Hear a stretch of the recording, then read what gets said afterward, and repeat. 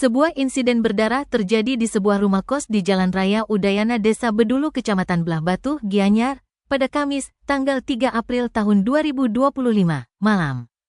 Seorang pria bernama Agus Susanto asal Lumajang, Jawa Timur ditemukan tewas akibat luka tusuk.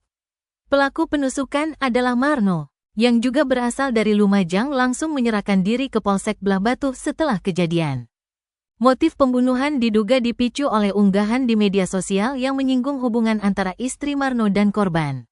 Kapolsek Belah Batu, Kompol Anak Agung Gede Arka mengungkapkan, peristiwa tersebut bermula ketika Marno mendatangi kos korban. Ia ingin mengklarifikasi unggahan Facebook yang dibuat oleh seorang anggota keluarga istrinya yang bernama Haryati pada tanggal 1 April tahun 2025. Unggahan tersebut diduga menyinggung dugaan perselingkuhan antara korban dan istri pelaku. Setibanya di kos, Marno menunggu korban yang baru pulang kerja.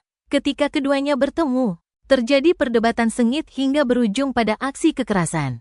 Marno yang tersulut emosi langsung menusukkan pisau dapur ke dada korban sebanyak 3 kali.